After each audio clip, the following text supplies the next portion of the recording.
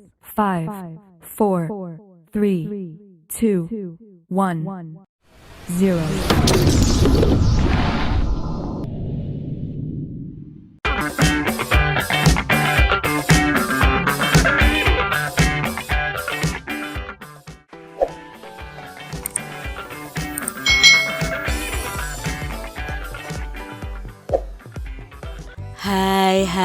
Hai. Selamat datang di channel YouTube Kak Citra. Apa kabarnya adik-adik semuanya? Kak Citra berharap kalian dalam keadaan yang baik, sehat dan siap untuk belajar ya. Hari ini kita akan belajar bersama-sama untuk mata pelajaran tematik kelas 6. Kita belajar di tema 5, wirausaha, subtema 2, usaha di sekitarku, pembelajaran yang ketiga. Mari adik-adik kita belajar dengan penuh semangat ya. Tahukah kamu bahwa ada juga wirausaha di bidang olahraga? Ya, bagi mereka yang memiliki keterampilan dan minat, banyak juga peluang usaha di bidang olahraga. Contohnya adalah wirausaha membuka toko peralatan olahraga. Itu termasuk wirausaha juga loh adik-adik. Adik-adik, apakah kamu masih ingat cara melakukan langkah awal dalam senam irama? Mari kita ingat kembali ya tentang senam irama. Apa itu senam irama? Senam irama atau disebut juga dengan senam ritmik adalah gerakan senam yang dilakukan dengan mengikuti irama musik. Nah, senam irama ini dapat juga dilakukan dengan menggunakan alat. Contohnya gada, simpai, tongkat, bola, atau pita. Ini sering digunakan pada senam irama. Lalu dalam senam irama itu ada langkah biasa. Nah, langkah biasa gerakannya seperti ini. Jadi kalian sudah ingat ya, pada pembelajaran sebelumnya Kak Citra sudah jelaskan tentang langkah biasa ini. Jadi seperti kita berjalan biasa ya. Langkahkan kaki kiri dan kaki kanan secara bergantian. Tangan juga mengayun adik-adik. Lalu dalam senam irama ini ada langkah rapat. Nah, langkah rapat itu awalnya kita berdiri dengan sikap tegak dan rileks. Lalu langkahkan kaki kanan ke depan, kedua lengan mengayun di samping badan. Langkahkan kaki kiri ke depan dan jatuhkan pada tumit. Lakukan kedua kakinya rapat ya. Hitungan pertama melangkahkan kaki kanan, hitungan kedua melangkahkan kaki kiri, dan hitungan ketiga kaki dalam posisi rapat. Berikutnya ada langkah keseimbangan. Itu berdiri tegak. Hitungan pertama langkah kaki kiri ke depan, hitungan kedua kaki kanan menyusul melangkah ke depan. Sebelum kaki kanan menapak, tumit masih terangkat ya, kaki kiri mundur dan diikuti kaki kanan mundur merapat. Nah, di sini diperlukan irama 3/4 atau 4/4 pada langkah keseimbangan. Berikutnya ada langkah depan. Nah, sikap awal berdiri tegak, kedua tangan di pinggang. Hitungan pertama langkahkan kaki ke depan dan hitungan kedua kaki kiri menyusul dan bersama-sama melangkah dengan kaki kanan. Lakukan secara bergantian. Itu langkah dalam senam irama. Setelah berlatih melakukan gerakan awal, sekarang kita akan belajar melanjutkan gerakan dalam senam irama. Nah, ini adalah langkah 3. Adik-adik amati sikap awalnya seperti apa. Lalu hitungan pertama ya, kaki kanan maju ke depan ya. Lalu hitungan kedua, kaki kiri menyusulnya adik-adik. Lalu kaki kanan melangkah, kaki kiri melangkah. Berikutnya langkah ganti. Nah, posisinya seperti ini adik-adik. Coba kalian praktekkan ya. Dari sikap awal, lalu hitungan pertama itu kaki kanan melangkah, hitungan kedua kaki kiri itu diangkat, hitungan ketiga kaki kanan diangkat, lalu kaki kanan melangkah. Itu langkah ganti. Berikutnya ada langkah pantul. Nah, langkah pantul itu memantulkan langkah kita. Jadi sikap awalnya seperti ini, lalu kaki kanan ke depan ya. Kaki kirinya di bagian belakang, kaki kiri ke depan, kaki kanan itu di belakang, itu diangkat. Lalu kaki kanannya yang belakang tadi itu letakkan di tanah lagi, lalu kaki kiri yang ada di depan itu diangkat. Jadi seperti junjit begitu, seperti kursi goyang itu adik-adik. Itu adalah langkah pantul. Berikutnya ada langkah silang lingkar. Nah, ada langkah silang lingkar itu berarti menyilangkan kaki ke bagian depan secara bergantian dari kaki kiri lalu kaki kanan. Seperti itu ya, hitungannya 1 sampai 4. Nah, adik-adik, berolahraga secara teratur itu baik untuk kesehatan kita. Tahukah kamu bahwa ternyata medan magnet juga berpengaruh terhadap kesehatan? Loh, berpengaruh apa ya kepada kesehatan? Yuk kita pelajari bersama-sama. Manfaat magnet untuk kesehatan sudah dikenal sangat lama. Masyarakat Tiongkok dan India kuno telah membuktikan bahwa penggunaan batu yang menghasilkan magnet dapat mengatasi berbagai macam penyakit loh. Mereka sudah mengenal hal tersebut lebih dari 2000 tahun yang lalu.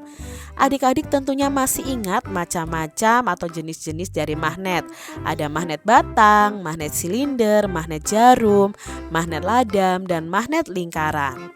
Nah, pada magnet ini itu adalah suatu benda yang dapat menarik benda logam di sekitarnya karena memiliki medan magnet. Setiap magnet sendiri memiliki 2 kutub, yaitu kutub selatan dan kutub utara. Apa saja jenis-jenis magnet yang kamu ketahui? Nah, ada magnet alami dan magnet buatan. Lalu apa arti simbol U dan S yang terdapat pada magnet? Nah, U itu utara yang menunjukkan kutub utara pada magnet, sedangkan S itu artinya selatan yang menunjukkan kutub selatan magnet. Jelaskan perbedaan bentuk masing-masing magnet. Nah, masing-masing magnet ini memiliki bentuk yang berbeda-beda. Magnet batang itu merupakan magnet yang berbentuk balok. Lalu magnet silinder merupakan magnet yang berbentuk tabung. Magnet jarum merupakan magnet yang berbentuk jarum yang mengarah ke dua arah yang berlawanan. Magnet lada merupakan magnet yang berbentuk seperti huruf U, dan magnet lingkaran sendiri merupakan magnet yang berbentuk lingkaran seperti pil obat ya adik-adik ya. Nah, adik-adik, sifat-sifat magnet itu yang pertama memiliki gaya tarik, terutama menarik benda-benda yang bersifat magnetis. Kita sudah pelajari pada pembelajaran sebelumnya, benda-benda logam itu termasuk benda magnetis yang bisa ditarik oleh magnet. Memiliki 2 buah kutub, yaitu kutub utara dan kutub selatan. Kalau kutub senama itu didekatkan maka akan tolak menolak. Misalnya kutub utara dengan kutub utara didekatkan pada magnet, itu mereka akan saling tolak menolak, tidak mau menarik atau tidak mau menempel. Tetapi kalau kutub tidak senama itu didekatkan, misalnya kutub utara di magnet 1, yang berikutnya magnet kedua itu kutub selatan, kalian dekatkan maka akan saling tarik menarik atau menempel. Nah, magnet ini memiliki gaya yang dapat menembus benda tertentu. Misalnya kertas, plastik, itu mereka bisa tembus adik-adik. Magnet dapat menarik benda-benda tertentu, terutama benda-benda logam yang bersifat magnetis. Nah, adik-adik ya harus ingat ya, yang bersifat magnetis.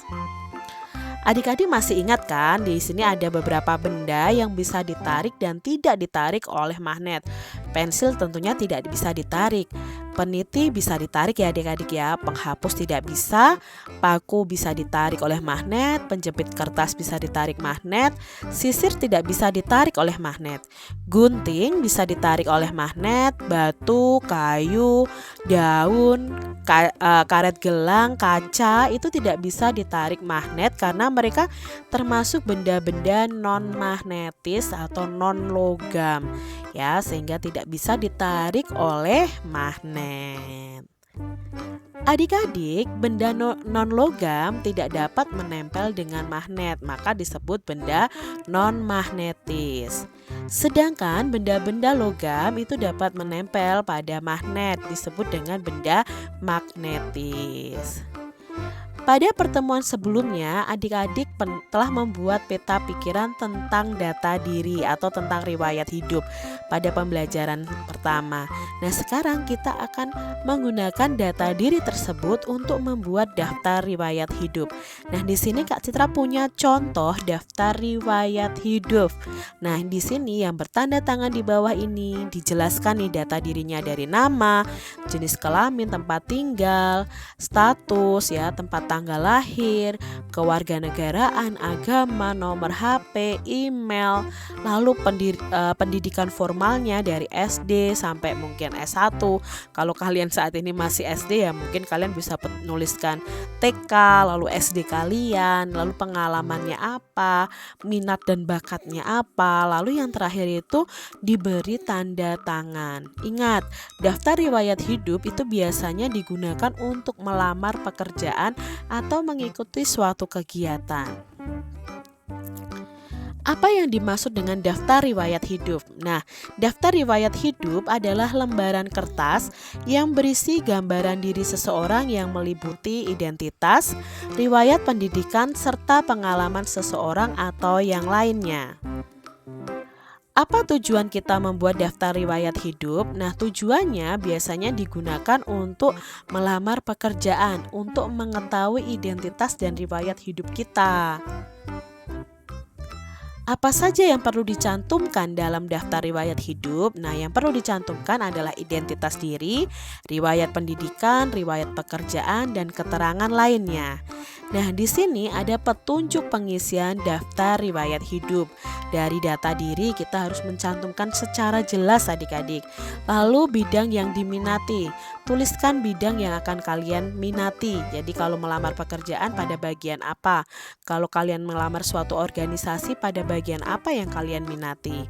Lalu kalian bisa tuliskan riwayat pendidikan dari TK ya, SD, SMP, SMA. Nah, kalau daftar riwayat hidupnya itu untuk ekstrakurikuler atau kursus, itu kalian bisa cantumkan di situ. Berikan juga kecakapan atau keterampilan yang kamu miliki. Lalu kesimpulan. Nah, di bagian kesimpulan itu biasanya ada kesimpulannya itu berupa sikap dan keterampilan yang menonjol pada diri kita yang mendukung bidang yang kita pilih. Misalnya Kak Citra ini mendaftar sebagai seorang guru, maka bidang yang diminati adalah ya tentang keguruan, misalnya seperti itu. Kalau kalian misalnya mendaftar ke pekerjaan dalam bidang teknologi, dalam bidang komputer, ya keahlian kalian ya dalam bidang komputer. Seperti itu daftar riwayat hidupnya. Nah, ini adalah contoh belangko kosong tentang daftar riwayat hidup.